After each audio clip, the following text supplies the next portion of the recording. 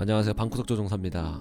농구에 크게 관심이 없는 사람도 누구나 아는 코비 브라이언트가 은퇴한 지 4년 뒤인 2020년 1월 26일 갑작스러운 그의 부고 소식이 들려왔었는데요. 정말 갑작스럽게 들려온 소식이라 다들 충격에 빠졌었습니다. 오늘은 도대체 그가 탑승한 헬기가 왜 추락하게 되었는지 그 원인에 대해 한번 말해보겠습니다.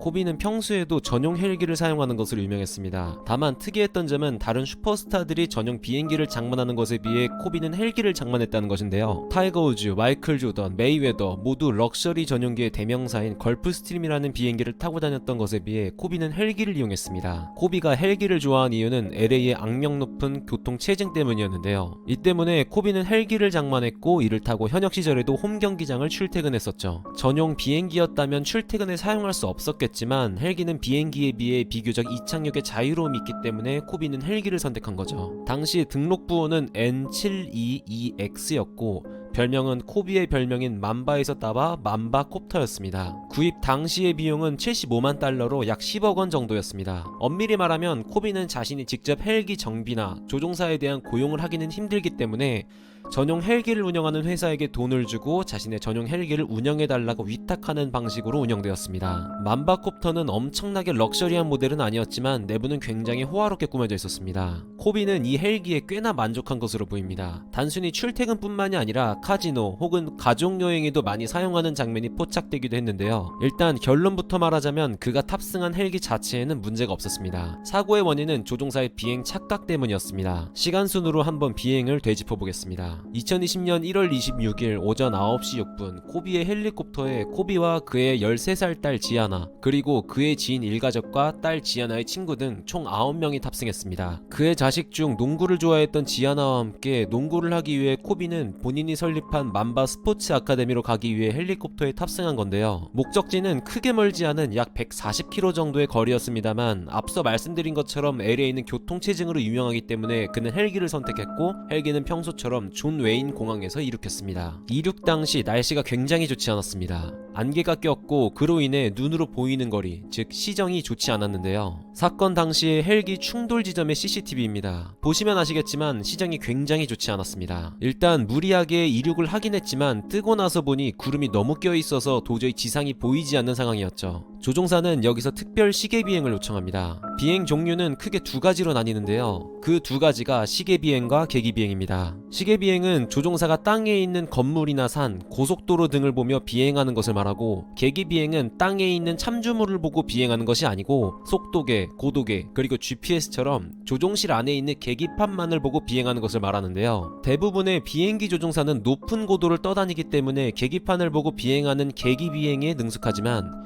헬기는 비행기에 비해 굉장히 낮은 고도를 비행하기 때문에 계기 비행을 많이 하지는 않습니다. 또한 낮은 고도이기 때문에 계기판에 집중하기보다는 실제로 땅을 보면서 비행하는 시계 비행이 더 안전하기도 하죠. 당시 코비 헬기의 조종사는 계기 비행에 대한 경험이 굉장히 부족하기도 했고 또 헬기에 계기 비행을 하기 위한 제대로 된 장치도 장착되어 있지 않았습니다. 일반적인 상황이라면 비행을 취소하고 다시 착륙하는 것이 올바른 선택이지만 조종사는 특별 시계 비행을 요청합니다. 특별 시계 비행이란 계기 비행을 해야 하는 기상 기준에 들어가지만 실제 올라가서 보니 조종사가 육안으로 땅을 식별할 수 있는 경우 관제기관에 특별히 요청해서 시계 비행을 하는 특별한 예외적인 비행을 말하는데요. 즉 조종사는 구름이 많이 껴있음에도 불구하고 본인이 모든 책임을 질 테니 시계 비행으로 비행을 강행하겠다고 관제탑에게 선언을 합니다. 이런 무리한 비행이 첫 번째 사고의 요인으로 지적되었는데요. Van Nuys helicopter 2 Echo X-ray with you for the special VFR transition. We are currently at 1400. Helicopter 72 Echo X-ray Van Nuys Tower. Wind calm, visibility 2 1/2, ceiling 1100 overcast, Van Nuys altimeter 3016. Cleared into Van Nuys class Delta, northeast of Van Nuys along the 118 freeway westbound. Advise when you're in VFR conditions or when you're clear of the Van Nuys class Delta. Transition at or below 2500 permitting. 2 Echo X-ray advised in VFR condition, and then we stay on the 118. We're currently at 1400, and we have 0235. Helicopter 2 Echo X-ray, thank you. And once you clear Van Nuys Delta, did you want to talk to SoCal? Affirmative, 2 Echo X-ray.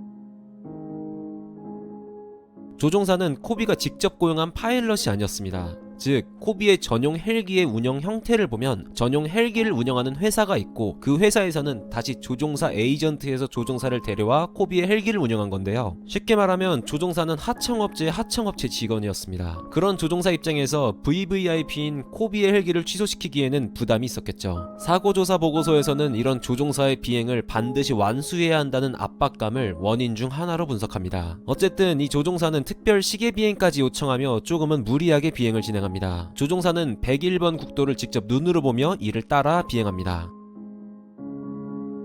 Tower report to Echo X-ray. Can we start, go ahead and start turning to the southwest course to 11?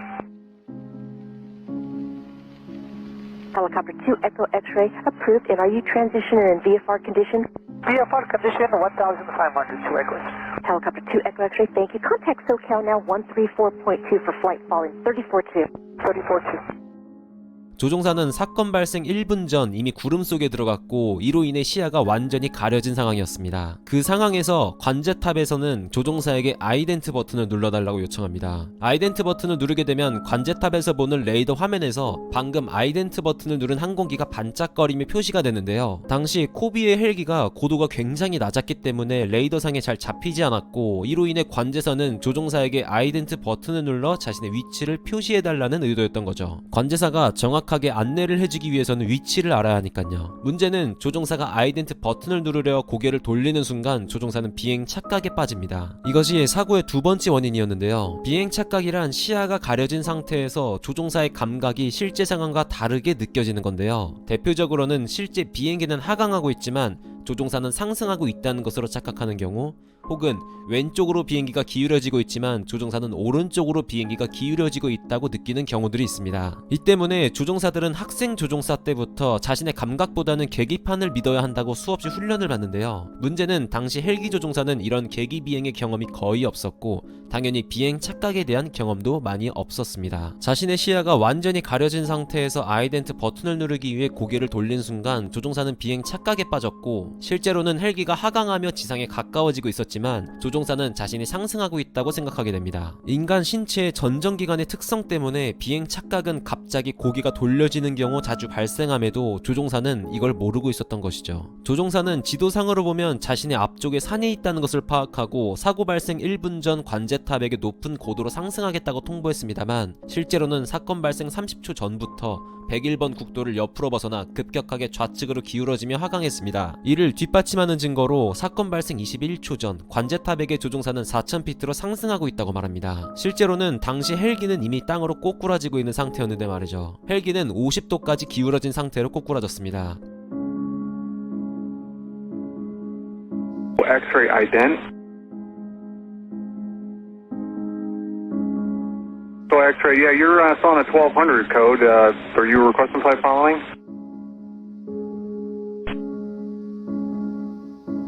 Two Echo X-ray, what is the intention? We climbing to 4000 to Echo X-ray. Two Echo X-ray, you're still too low level for flight following at this time. 그런데도 조종사는 비행 착각에 빠져 이를 인지하지 못했죠. 땅에 처박히고 있는 그 순간에도 조종사는 자신이 상승하고 있다고 인지했던 것으로 추측됩니다. 사고 헬기는 충돌하며 꼬리 부분이 멀리 떨어져 나갔고 동체는 화재가 발생했고 주날개, 즉 프로펠러는 동체에서 멀리 떨어져 나갔습니다. 그만큼 엄청난 충격을 받았다는 거겠죠. 당연하게도 탑승자 모두 그 자리에서 운명을 달리했습니다. 이후에 코비의 부검소견서가 유출되어 논란이 되기도 했습니다. 당시 현장에서 수습된 전자기기들을 모두 수거해 포렌식을 진행했지만 사고와 관련된 내용은 발견되지 않았습니다. 조종사의 문자 등에서도 물론 사고와 관련된 내용은 발견되지 않았었고요. 주된 사고의 원인은 조종사의 비행 착각이었습니다. 사고를 접한 뒤 르브론은 비행기에서 내리며 오열하는 모습이 포착되기도 했고 샤킬 오닐, 마이클 조던 등 NBA 선수들은 물론이고 다른 스포츠 영역 그리고 당시 대통령이었던 트럼프도 애도를 표했습니다. 이후 NBA 경기에는 경기 시작 후 24초와 8초를 소진하고 나서 경기를 시작했는데요. 코비의 등번호가 24번, 8번이었던 것에서 나온 추모 의식이었습니다. 나이키에서는 코비가 모델이었던 신발 판매를 잠시 중단했는데요. 코비의 사망 이후에 코비 브랜드의 가격이 올라갈 것을 예상한 리셀러들이 달려들었기 때문이죠. 우리나라 KBL에서도 역시 동일한 방식으로 24초, 8초 동안 게임을 멈추는 방식으로 그를 추모하기도 했습니다. 비행 착각이란 많은 사고의 원인이 되는 요인입니다. 본인이 느끼는 감각과 계기판이 다른 상황에서 자신의 감각을 무시하고 계기판을 믿는 것이 쉽지는 않았겠죠. 또한 경험이 부족한 상황에서 VVIP의 비행을 진행시켜야만 한다는 압박감을 이해 못하는 것도 아닙니다만 조종사의 책임을 피하기는 어려워 보입니다. 여러분들은 어떻게 생각하시나요? 여러분들의 의견을 자유롭게 남겨주시기 바랍니다. 감사합니다.